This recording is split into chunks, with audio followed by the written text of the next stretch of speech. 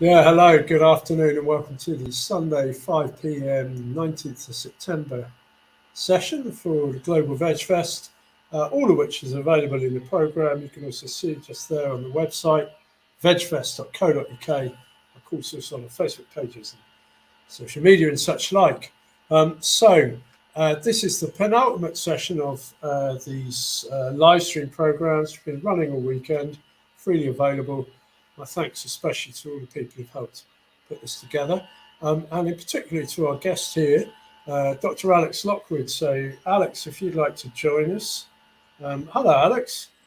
Hi, Tim. Thanks for being here. Alex, just do you want to just very quickly introduce yourself, just so people know who you are and what you're doing here today? Yeah, sure. I'm mainly here today as the author of the new Vegan Society report that came out in July called Planting Value in Food, which was taking a really quite holistic look at our food system to propose practical, concrete steps forward in terms of shifting towards a plant-based food system. But I'm also an academic. I'm an author. I was heavily involved in the SAVE movement in the UK, as well as one of the founding members of Animal Rebellion, and still do sort of like on grassroots activism as well as sort of more of the academic research as well. Brilliant, Alex. Well, thanks for that. So we'll come to that in a minute too, about some of the Animal Rebellion work. Obviously, this Vegan Society report you've done into the plant-based food systems is the thrust of today's talk, really. Now, I should say at this point that we were to be joined by Mel Broughton at about 5:25 to give us an update from Camp Beagle. And Mel and Alex and myself were going to be having a discussion a little bit broader about the movement and about how some of the different factions of the movement cross over and tie up, as we've been seeing with Animal Rebellion and Camp Beagle recently. But sadly, Mel was attacked yesterday out hunt sabbing, badly injured, and is in hospital, and we believe he's okay. He's unfortunately suffered two broken ribs and some other injuries, but he's I don't believe they're life-threatening, and we think Mel's on the mend.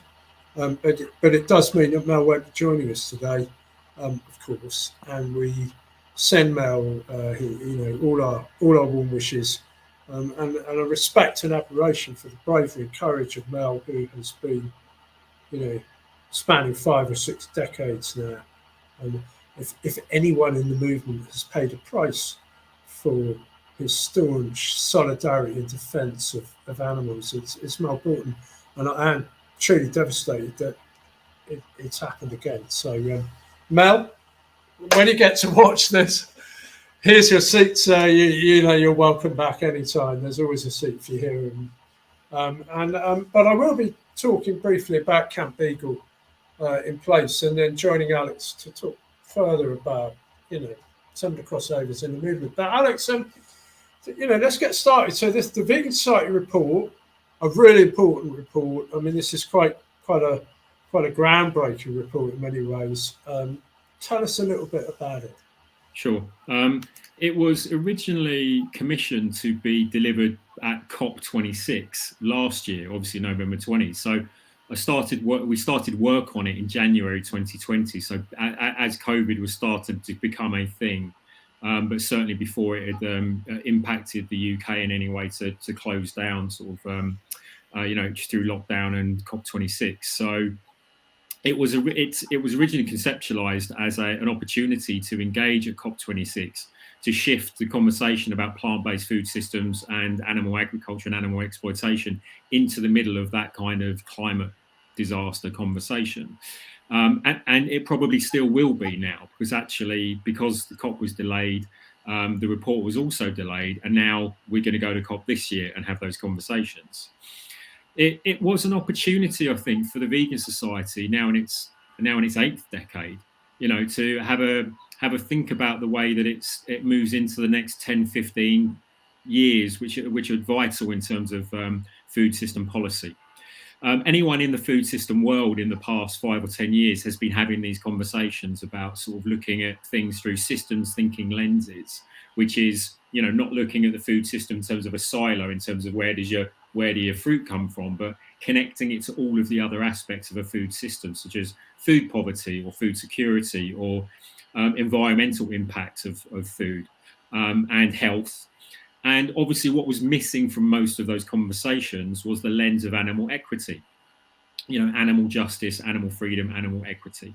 And that was sort of borne out in the fact that the research that I did, I interviewed 30 experts, top policymakers, farmers across the spectrum in the UK. So great breadth and depth of research that went into it. And not a single other person I interviewed was vegan. So no one in the food policy world, on top of any of these organisations, is vegan or pushing for a plant-based food system. So where you've got other organisations, say like the Eating Better Alliance, for example, or Sustain, asking for less and better, or you've got the Eat Lancet Commission or the Royal Society for Arts, Food and Farming Countryside Commission, all thinking about change.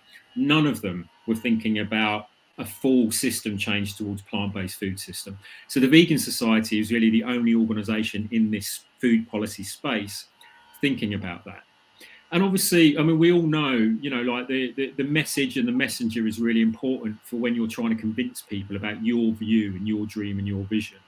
And one thing that we recognised was that if the Vegan Society wanted to be at the table having conversations about the food system to shift it in the way that we want to see it, which is get the animals out of the system, essentially, then we needed to have a full spectrum of ideas around all of these other systems, policies, and issues that are important for working out how the food system works. Because then it means we, and I say we, I mean, I'm speaking here as the commissioned author for this report, but I'm obviously not a employee of the Vegan Society, but sure. We're clearly on the same page because they published this report.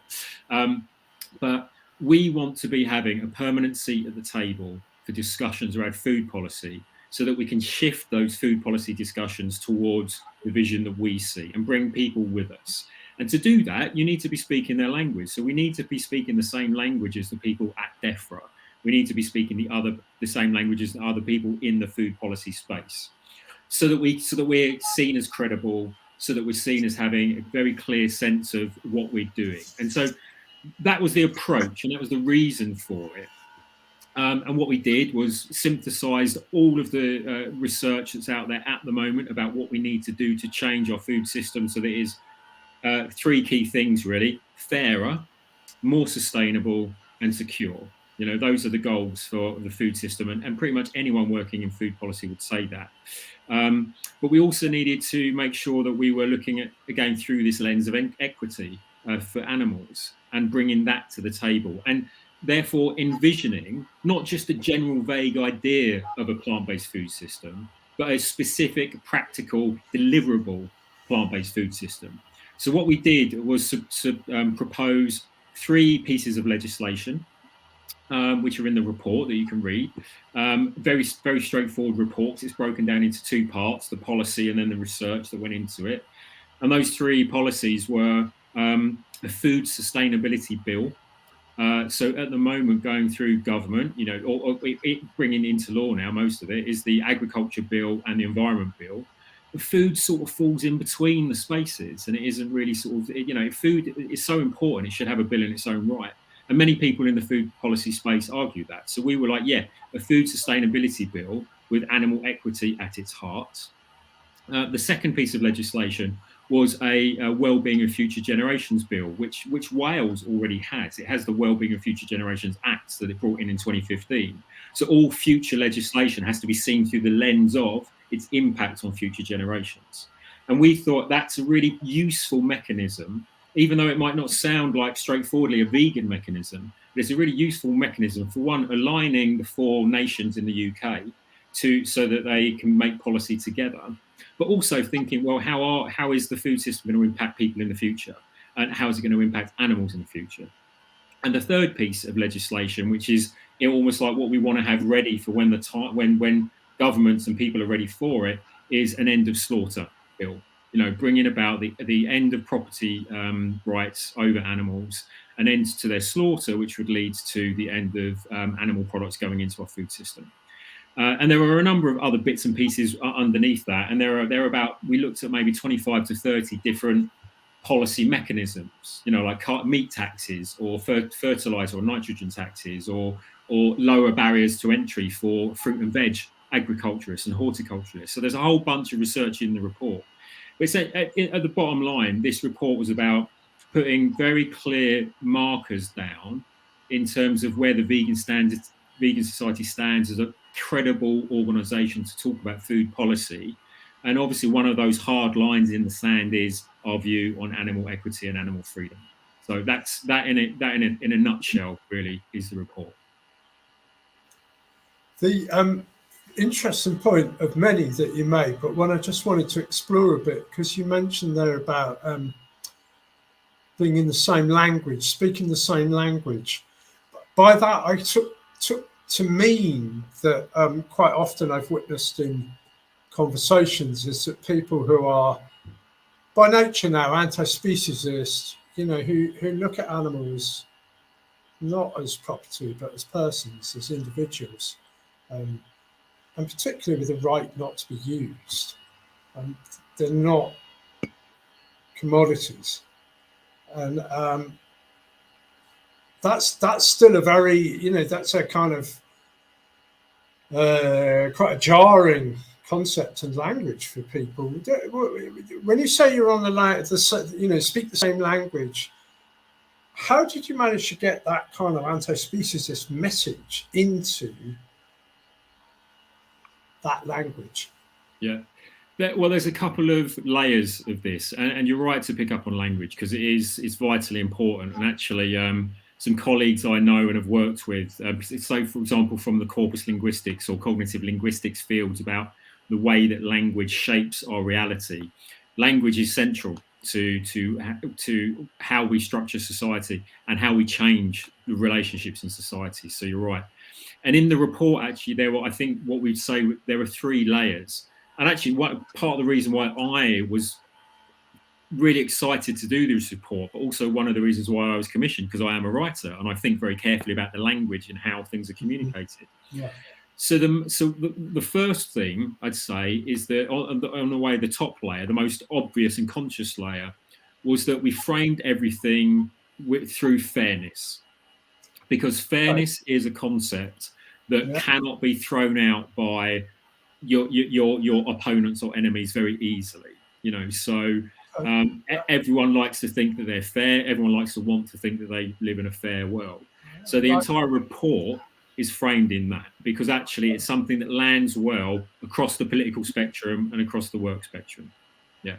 Secondly, the layer below that was a more technical layer of thinking that the language that I'm talking about here, in terms of speaking the same language, is the same language as food policy experts. Yeah.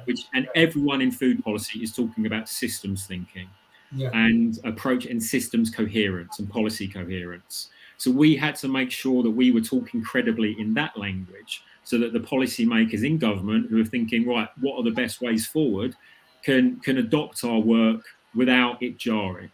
And then you're right, underneath this is the language of anti-speciesism or animal freedom and animal justice.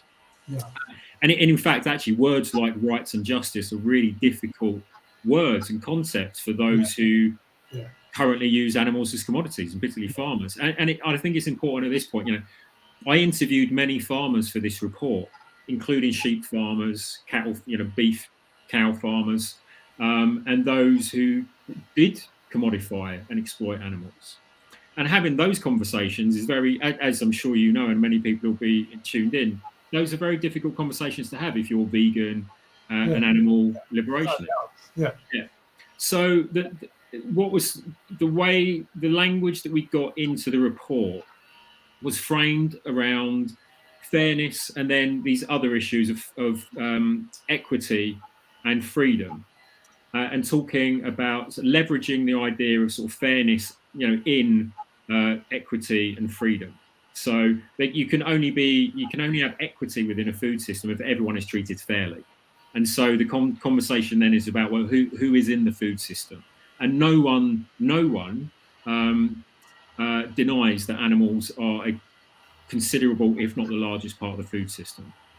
And therefore it asks and it encourages people to think about, well, how can a food system be fair if animals are being exploited in that? So in many ways, what we were doing was connecting something that lands very well with people across the political spectrum and within the food policy world, this concept of fairness. So we spoke about fair food security, fair food sustainability, and then you connect that with the other concepts of freedom, justice, equity, and even rights. So and what we did all the way through the report was ensure that repeat the fact that where we're coming from is a hard line in the sand. We will not exploit animals, and we do not want to see animals in the system. But the way we constantly described that was through fairness, flourishing, equity, and freedom. So always connecting something that works really well in the language of your opponent and shifting it into the language that means something to you and connecting them. And actually, like we spoke about, it's something we did with Animal Rebellion, actually, when I led on the narrative work in Animal Rebellion in 2019. The work we did with Animal Rebellion was all about moving the plant-based food conversation and animal freedom conversation into the middle of the climate crisis conversation. And the phrase that we came up was, you can't fix the climate emergency without ending the animal emergency. So we connected this word that was landing, emergency, with climate and animals, and it stuck, and it still sticks today. So that was the tactic. It's really interesting. I think the fair is a great word. It's a word my previous interview, actually, Ruby Moss, age 14, just done a couple of songs about climate change is coming into the picture, and she talked about being fair. Be fair and just and I hear rights and exploitation are strong words. I know from radio interviews that you talk about exploitation of animals, and people would be very, very, but very quite often resistant to that. If talk about being fair is an interesting word. I like that, because we are interested in building a rights-based movement, but we're also conscious that not everyone in the movement has a rights base, nor would they necessarily see that as a good thing. Can I just ask, though, also, I was interested, when we talk about food systems, obviously, from the Vegan Society perspective here, there's a report a commission and you developed, and it's very important to hear that there is those layers of that clear anti-speciesist message, which we understand is hard to deliver. And let's be honest, in an argument, it's a lot easier to meet halfway with someone and agree.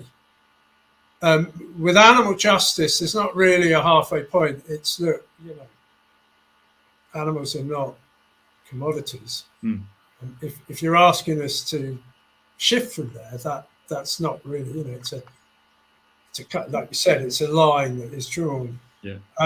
How much though did human rights, systems? How much attention I'm interested in, because obviously we want to see animals no longer used as commodities, but we also want to see humans not being used by these systems and exploited too. And in the current food systems, in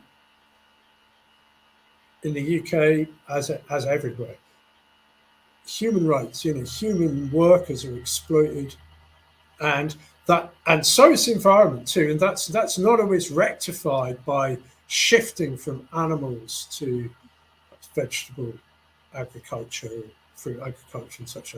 And thinking of all sorts, just in the UK, maybe picking how much picking strawberries, for instance, is literally backbreaking work. I've read about strawberry farmers now growing their strawberries in raised beds so that people can stand up and pick their food, which is just a basic respect for the workers. How much in the food systems in this report is attention to that? I'm interested in that aspect. What I would say is that it is absolutely there as a fundamental aspect of the report. in terms of it being a clear direction and a clear of clear importance to the vegan society and to me as the author of the report, actually, completely. It's not there in any sort of great depth because, to be honest, this report is the beginning of perhaps a decades of work for the vegan society to drill down into all of the areas they're deeply complex areas. But they are there, absolutely. So, for example, I spoke at length to the Land Workers Alliance. I spoke at length to farmers who are trying to battle planning permission to be able to change old buildings into worker accommodation to save their workers, travel and costs and everything, and actually coming up against real NIMBYism, because people like the idea of living next to a farm but don't want to see it dirty or don't want to see people working. They like the idea of it being very bucolic and pretty and cows mooing in the field, but they don't like to see actual work happening. So it is very much there, and actually that's a really important part of I think the future work that needs to be done in food policy for anyone working to bring about a plant-based food system or animal liberation is that you can't take just the animal issue and focus only on that. If you're talking about food system policy, you need to be talking about sort of human rights. You need to be talking about just work, the economic impacts, the health impacts, the environmental impacts. One example being, for example, it will be very, very difficult to persuade the 4 million people in the UK currently living in food poverty to prioritise plant-based food system as their food goal, because they are living in food poverty and they are desperately thinking about where the next meal is going to come from. And that next meal might come from a free handout through a food bank. Plant-based food system is not high on their agenda. And so you can't, we are not going to achieve what we want to achieve unless we take things like food poverty seriously. So we're also not going to achieve what we want to achieve unless we take things like human rights and just work and just pay and value in the food system seriously. I mean, luckily for us, where we're at in the food system works really well as an argument to shift towards plant-based future, because actually we only grow 1% of our fruit, of our fruit in this country. Only 1% of agricultural land is given over to it. Only 1% of the subsidies go into fruit production and horticulture. It was all grubbed up in the 70s, which means destroyed basically, so that we could enter the free market and let all these huge imports from New Zealand and France and northern Spain and flood our market because they were cheaper and mass produced. So we don't have a horticulture industry in the UK. But it is rife. It's absolutely rife. Nut trees, fruit trees, bushes. It's the things we need for our environment. It's the food we need to be healthier. And it's incredibly, actually very highly productive. If you speak to the Land Workers Alliance, 2 people could live off an acre of land in terms of all of their income. And we have a massive amount of land that could be utilised for horticulture, fruit growing and nut growing particularly in this country, and oats as well, all of these things. So the plant-based argument works really well for us if we want a fairer, more secure, more sustainable and healthier food system in the UK. So that's what this report is about. And so it's absolutely there as a fundamental aspect of policy going forward. And there's certainly more work to do and research to do in that area. Yeah, that's really interesting. It's really reassuring, I should say at this point. The Vegan Society deserves a lot of credit. I mean, I think it's 6 years ago now they produced a Growing Green report. Pretty groundbreaking report. Possibly it was that's the wrong name. I know there was one they did a number of years ago, about 6 years ago, and I think they've done 1 or 2 since. Yeah, it is. Yeah. This report started out as Grow Green 3. Right. There was Grow Green 1, Grow Green 2, and this report was in a way Grow Green 3, but it expanded because of the essential work that needed to be done in terms of shifting the thinking into sort of systems approaches to the food system. And I think that work especially, has been vital work. And I think all the big organisations do some work behind the scenes that we don't always see. But I know the Vegan Society has done a lot of work still. You're certainly used to with sort of prisoners and looking after prisons and trying to help prisons and prisoners access vegan food and things. They're not always highlighted. We tend to hear sometimes some of the more garish kind of stuff, but it's very important to highlight that the reports that have been coming out of the Vegan Society, especially over the last 5-6 years, have been really addressing these issues and helping farmers transition to plant-based crops. I mean, we're seeing it with oats. I mean, I think there's some estimate said that something like a third of Britain now is drinking oat milk or something, or plant-based milk, and the most popular one is oats. And we're seeing somebody like Oatly who, we used to sort of basically ship 97% water, 3% oats in a Tetra Pak 1,000 miles so that we could have some oat milk. Now we're seeing, developments and the infrastructure being developed in the UK for what was a fledgling oat industry is really growing now. There's a big growth in this. How much importance, what about the role you touched on? You mentioned this, of course, it's a big one for people. We talked about it last night briefly with our chat about animal rights activism with Philip Murphy. Who will be on afterwards. Philip was talking about subsidies. We did touch about subsidies. So you mentioned subsidies, Alex. I think, there's two subsidies we probably want to see in it. One is to transition. You mentioned about sort of buildings and turning buildings into transitioning from what may be dairy or egg production or such like to plant-based products. And then there's the other one of the ongoing subsidies that obviously really affect the price of food and the profitability and therefore the sustainability of it from a business perspective. Well, tell us a bit more about subsidies. Yeah, I mean, the main subsidy for the last 40, 50 years has obviously come through the Common Agricultural Policy, which with Brexit has come to an end.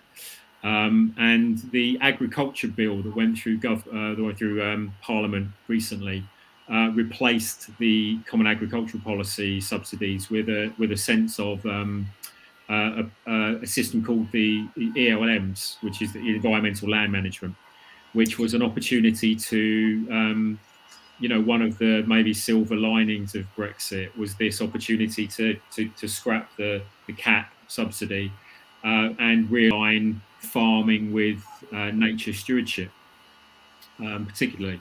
But what's really interesting is that a majority of British farming, particularly animal farming, so sheep and cow grazing, has only been kept afloat in the last few decades because of subsidies. Yeah. And they are being replaced, and that therefore those farmers have been very worried about what's going to happen to their industry, and they feel it's one of the reasons why there has perhaps grown this sense of vegans v farmers, because they feel very threatened and pressurized and attacked actually from all sides, because their business is not sustainable because it relies on these subsidies that are being taken away, and they are losing out, as it were, in the marketplace because people are shifting towards more plant-based futures and foods. So what's difficult about subsidies, like where subsidies have less impact, is actually on the more intensive and nefarious forms of farming. So intensive pig farming, intensive chicken farming, because they are so intensive, they are more productive and more profitable. But one place where we have not been putting any subsidies or research money or development money at all is into sort of horticulture, growing our fruit and veg here in the UK. So there is an opportunity in the UK with the agriculture bill, but a lot of farmers, particularly nature-friendly farmers, are worried that it's being diluted and being lobbied against by the big industries to really revolutionise the way that their value is recognised within the food system. And that's actually what's most important. because that, you know, there's this like concept of true cost accounting, in that we do not pay what the food costs in terms of its production costs, or the environmental costs, or the health costs, or the ethical costs on the animal, of course, which are really sort of immeasurable because of the pain and suffering that they go through. But if you even just take the equity of animal freedom out of the question, we don't pay, like we as consumers don't pay the real cost for food, because we don't pay the health costs because it's subsidised by the NHS. We don't pay the environmental costs because it's subsidised by the environment. We see what's happening there. And we don't pay the production costs because the farmers are being subsidised by government.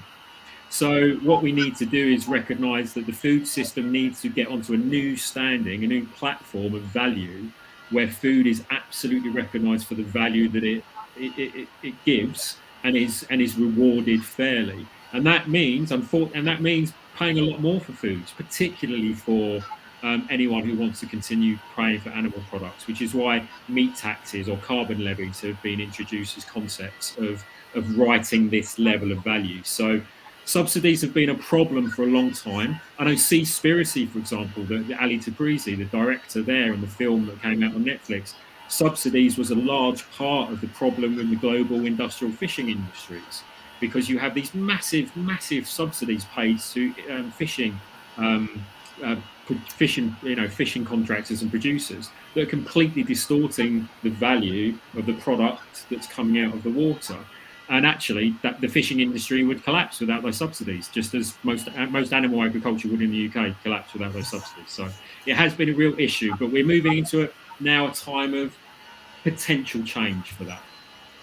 And how much pressure can people apply? I mean, it seems to me it's interesting. You noted just almost it's like almost a swear word, isn't it? It's like a silver lining of Brexit. It's like, that's not really possible. Is there such a thing? But you know, there is this end, as you mentioned, the end of the CAP. So there's an opportunity now to see subsidies. I know that, you know, without getting into the politics side, I know that certainly part of Jeremy Corbyn's platform 19 months ago for election was that he would ensure plant-based subsidies. So he said there would be subsidies for plant-based, to specifically mention that aspect. Are we going to? Do you think there's going to be a shift, or do we need to do more? Or do we, you know, what can people do? How important is this? It is specifically the UK we're talking here, where, you know, there seems to be a moment maybe to seize that to push that through. It seems to be such a key area to help. Yeah. It's not the only answer, but it's a key part of the answer. I mean, I think the real answer is to drive consumer. You know, the simple answer is, well, if we had many more people being vegan, we would automatically be transferring to plant-based systems just on demand alone. But given that we're still working on that, is there a case to be made for pushing right now for real change for subsidies? Yes, there is, but possibly not in the language of subsidies. Probably it's what we need to do is make huge investments in and support horticulture, in particular fruit and nuts and seeds growth, and some crops and arables such as oats. And that means investment, but it means it might be investment at the point of production. Yeah. So you're actually supporting new entrants into the market by providing accessible, cheap loans, for example, for people who want to set up those businesses. Or you might be thinking about how you make the food at the point of consumption recognize the health, environmental, and ethical values of those foods. So what you don't want to be doing is subsidizing wheat, for example, or oats as crops, as plant-based crops that then get refined into unhealthy processed foods, you know. And that's one of the other problems in our food system, is that we, in the UK particularly, we have these massive long chains of production, and each player in that chain takes their slice of value, and the more points it goes through, the more processed that food becomes. So what you don't want to do is like support the production of oats or wheat for them to end up in hugely processed, unhealthy, expensive foods. because that's what's the point of that basically. But in the UK, I mean, we have the worst diet in Europe for processed foods, ultra processed foods. You know, half of our diet in the UK is ultra processed foods, and you compare that to like Portugal or Greece or whatever, or Italy, where it's 12 or 13 or 14%.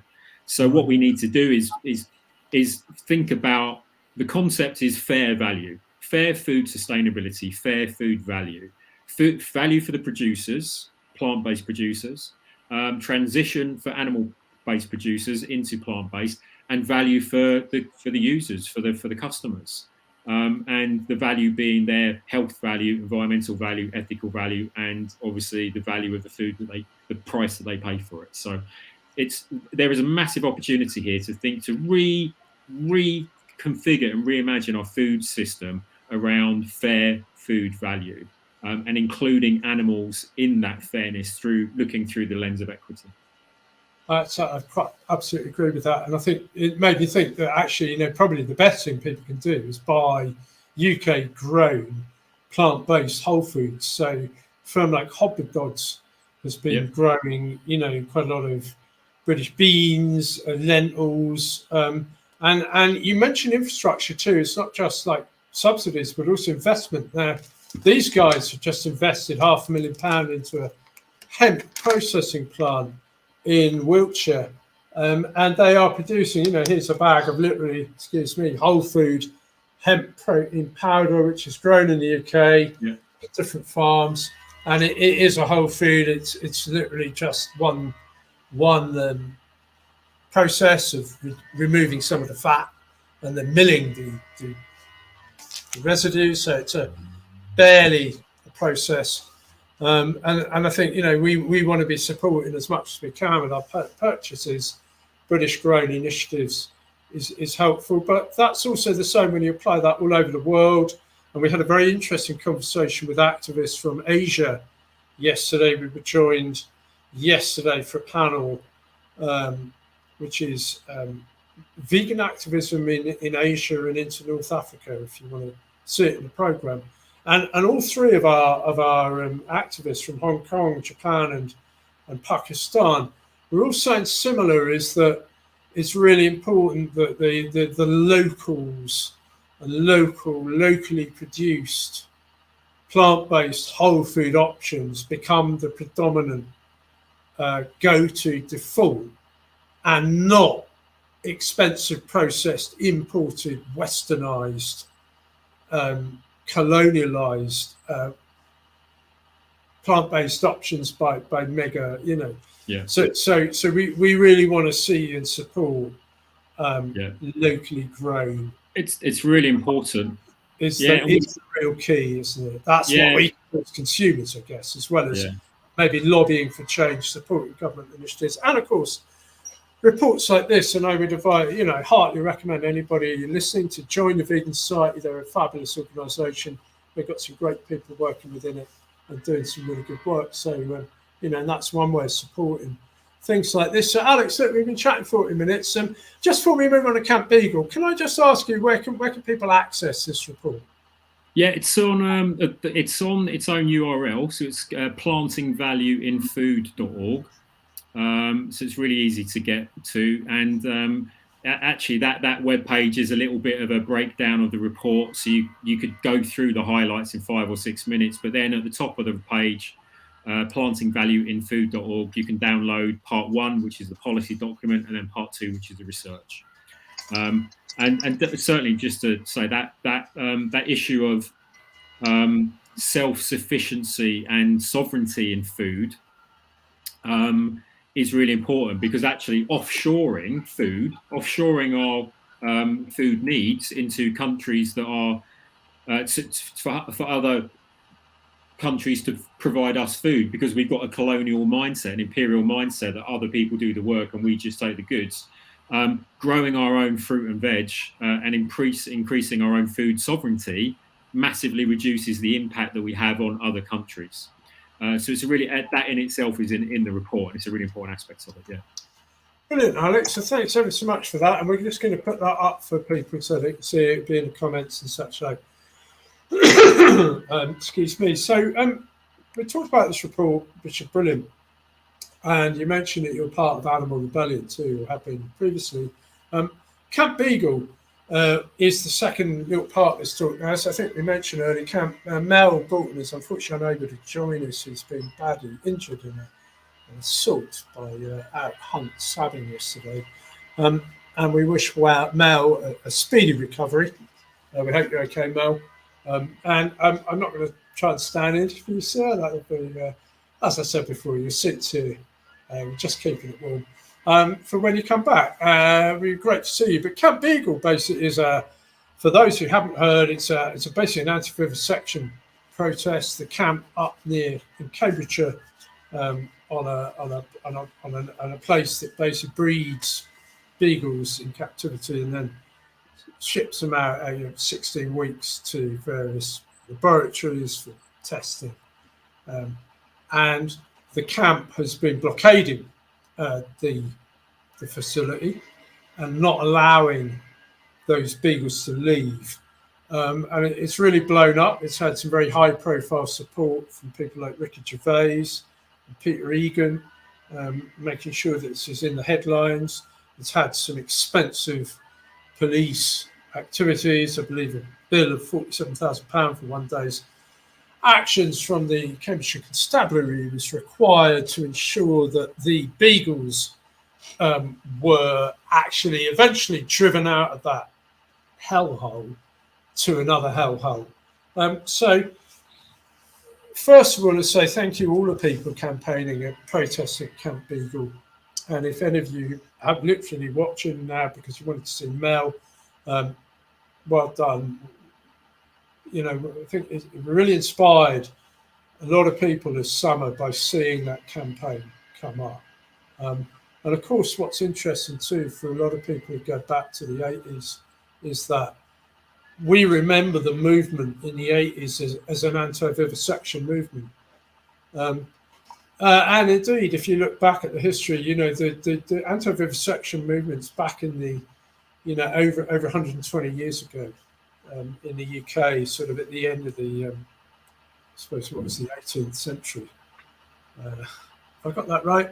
Around about, 1890, 1880, I think we're seeing the formations of vivisection groups, closely linked with suffragette groups, interestingly.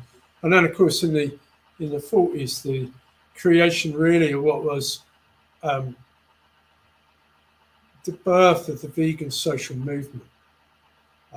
It's not the birth of veganism, certainly not the birth of plant-based diets. The plant-based diets are clearly grown up all over the world. But what was interesting was that veganism as a philosophy or position really got established in around about the 40s as a social group. And of course, individuals had always had that philosophy and input.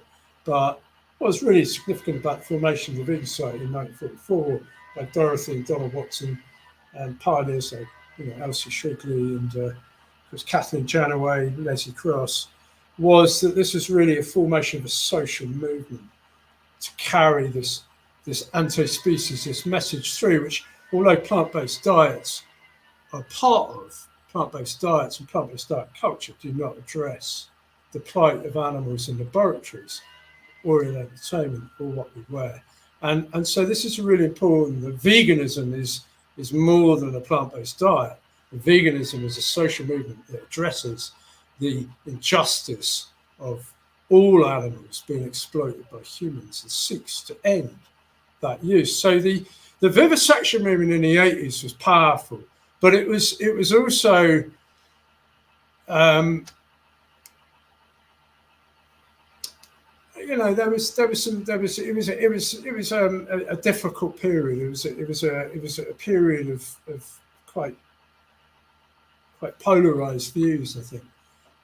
And ultimately sort of veganism kind of took over as activism. But what we're seeing is interesting is not only Camp Beagle as an anti-vivisection movement really gathering pace, we've seen solidarity in the movement that we haven't seen in the UK for a long time. Example, the Hunt saboteurs from all over the country are coming to Camp Beagle just this weekend in solidarity with the anti-vivisection protesters, many of whom are not vegan, which is also interesting. So you've got quite a lot of people in the Camp Beagle who are not vegan, and indeed some people in Camp Beagle saying, you don't need to be vegan, we're here for the dogs.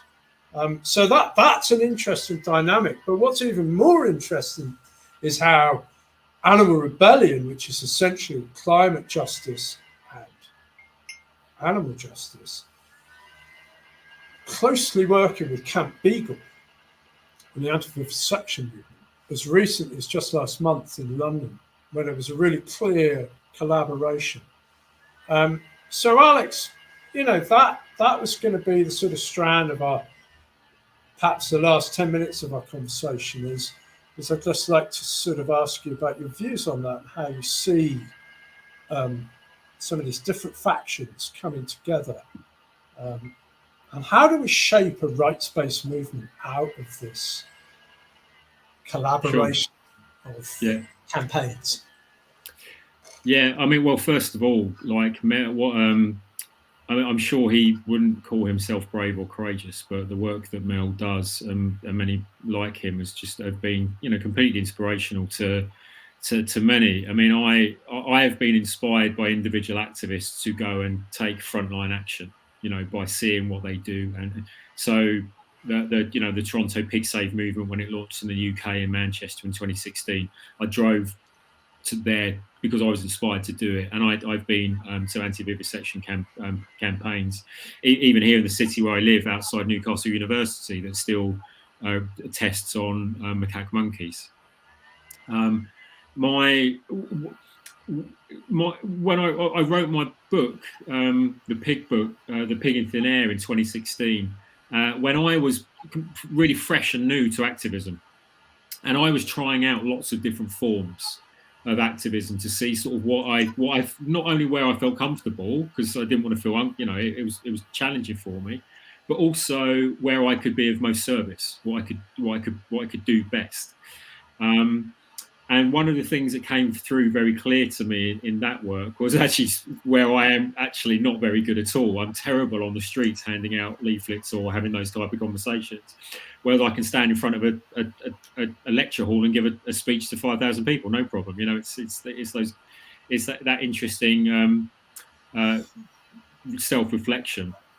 But one thing that came through to me, and I was thinking about it with the panel being me and Mel and you talking about this subject matter, was that wherever you find the passion or the thing that you want to do on this front line of activism for animals, there aren't enough of us. Right. So if someone who is leading Camp Beagle is attacked and injured and drops out, it leaves a gap. And actually, there aren't that many people within the movement who can step forward and take leadership. And it's the same with, there was no other person I could find working in food policy in the UK who was a vegan. Yeah. When another, like Dan Kidby, was as a guy many people will know, he was one of the co-founders of Animal Rebellion, and in many ways the architect of the ideas and the conceptions to bring animal activism into the middle of climate justice, because he was very close to Roger Hallam at the time. And this year we attempted to bring together all of the animal groups in coalition to do something around COP26. Both Dan and I have suffered from COVID and long COVID, and actually when someone with Dan's leadership was then not able to step into that space because of health issues, the act, we couldn't get on with it. We couldn't do it because the capacity in the movement is still too small. So building capacity in the movement is really, really important, and coalition building is really, really important. The thing to say about that coalition that we were going to organise around COP26 is everyone wanted to be involved. It was great. Everyone from Compassion in World Farming to Animal Equality, Animal Justice Project, Meat Free Mondays, everyone was involved or interested and wanted to be involved. So there is there's real value, there's a real desire to work together and collaborate. And I think we've seen that, you're right. In October, the October Rebellion, when Animal Rebellion sort of occupied Smithfield Market, there was the Save movement, there were Hunt Sabs, there were local groups, there were Nottingham Veggies, it was a real movement of movements of the animal groups coming together for these really big impact, events. And I think across the movement, we're seeing the value of that. But we still need to build capacity, and we still need to build leadership skills within that capacity as well. And I think those are the two things to really focus on, because people like Mel have it, and people have, they have the passion, they have the leadership capacity. But when there aren't enough of us on that front line, so that when there are gaps through burnout or injury because of being attacked while hunt sabbing, or just people sort of move into different spaces, there are gaps, and we need to make sure that we have a stronger front line across the movement. So, and that is movement building, capacity building, and skills building.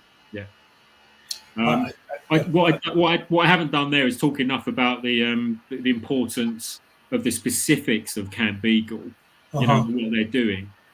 And what they are doing is incredible, because it is focusing on, you're right, building on this long, decades, centuries long history of anti-vivisection work, to concentrate on very specific ways to free, liberate, and relieve the suffering of specific animals. And I think it's absolutely crucial that we continue to do that. It is about a rights-based movement, and rights is plural, but therefore it's made up of individual rights. The dogs have a right to freedom and flourishing. And it's that dog, that individual beagle, who has that right, and that's incredibly powerful for us as the movement. But that's not why we should be doing it. We should be doing it for the individual dog who's suffering. And if we can connect the different ways in which we find our place on that front line, and if we can respect the tactics and the strategies and the personalities who are doing the different bits of work, that's going to amplify what we do 1,000-fold.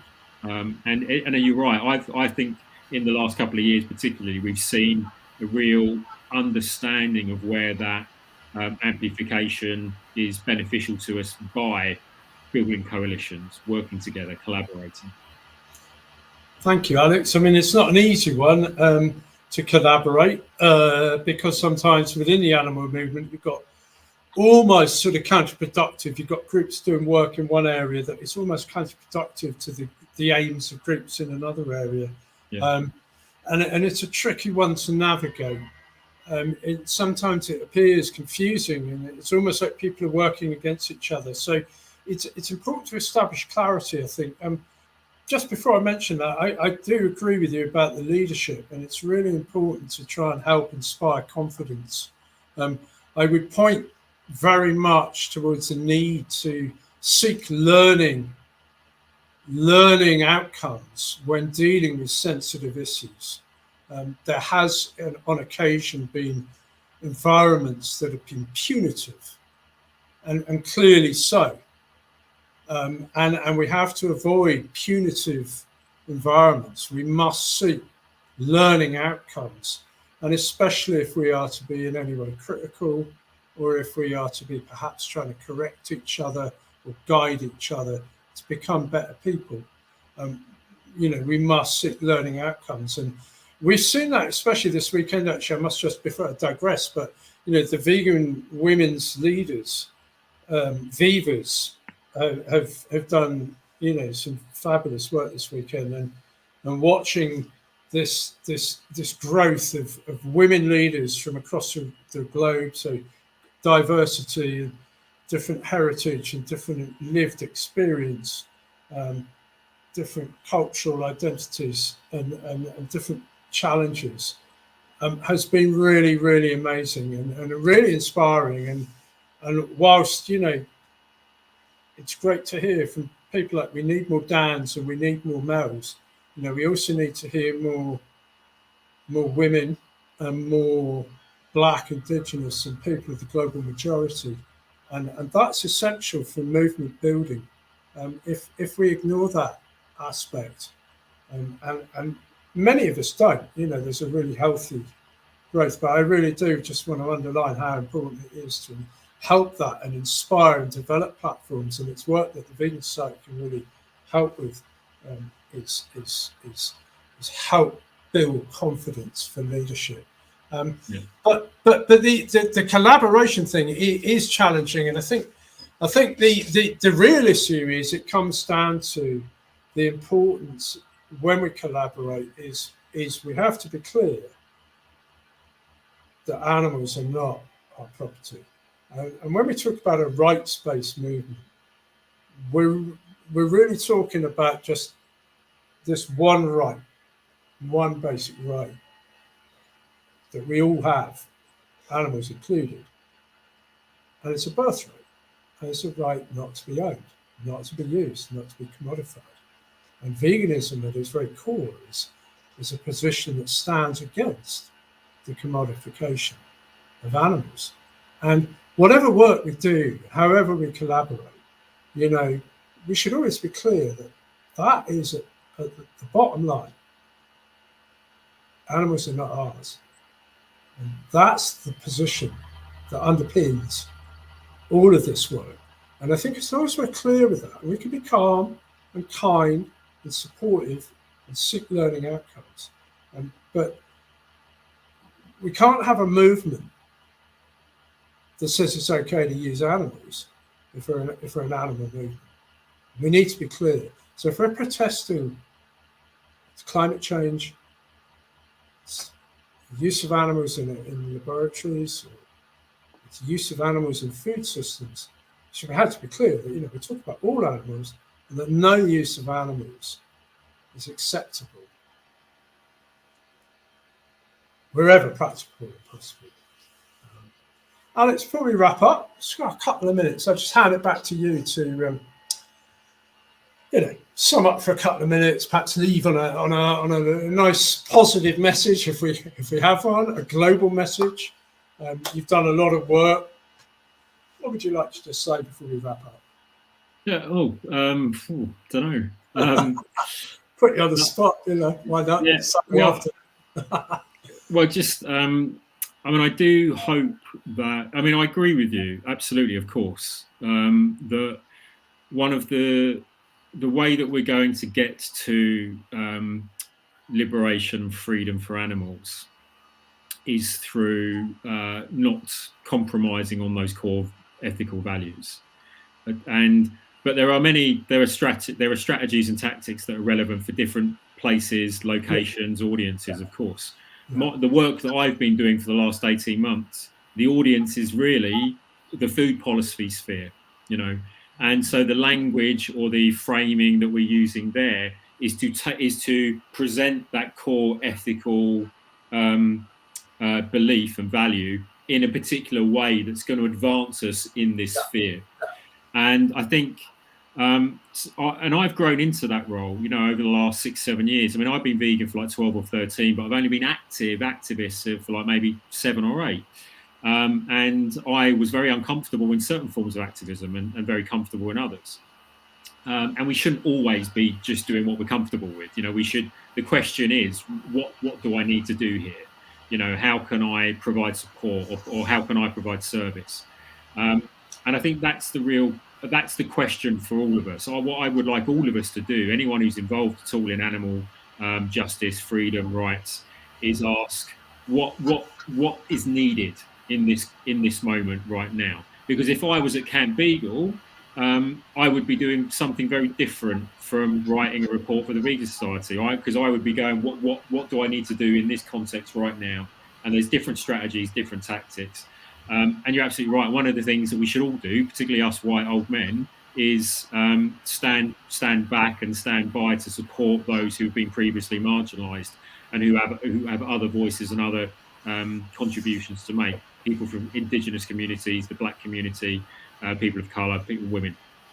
But what I would say is the most important thing you can do is recognise that it is in some ways an ethical responsibility to act, and ask yourself what needs doing in the situation that I'm in, and that's what I do in my activism and in my work. So in a way, each time is new. Each time. This time it was writing a report. Next time it might be, helping organise a collaboration of a coalition to march on COP or whatever. So we can all play a role, and it doesn't need to be the same role every time. Brilliant, Alex. I second that. I think that's really important. And I think we should just end on this note saying absolute encouragement, solidarity, respect. You know, I said it yesterday, for me, you know, you turn up, that's 9 out of 10. And the respect to all the people who are, whatever stage of your journey you're on, you know, that's fine. Let's just take another step, be better people, do what we need to do, and fulfill those roles, and try and do so, you know, with mindfully, with consideration for those around us. Alex, thank you. We're going to wrap up there. We've had a really good hour. I really enjoyed that. I think it's been really valuable. Again, just say warm wishes to Mel. It is uncomfortable not having you here, obviously, but you know, we know you're in the right spot to get better, and that's the important thing. So rest up, my friend. And for you folk who've been watching us, thank you for sticking with us. And you know, you'll be able to watch us again and share with friends if you found it useful. Thank you to the Vegan Society for commissioning this report, and thank you, Alex, for fulfilling it. And very best of luck with your work. You know, and we look forward to speaking to you again in the future. Great. Thanks, Tim. Yeah, thanks for organising this. And yeah, thanks everyone for tuning in. Been great to be here.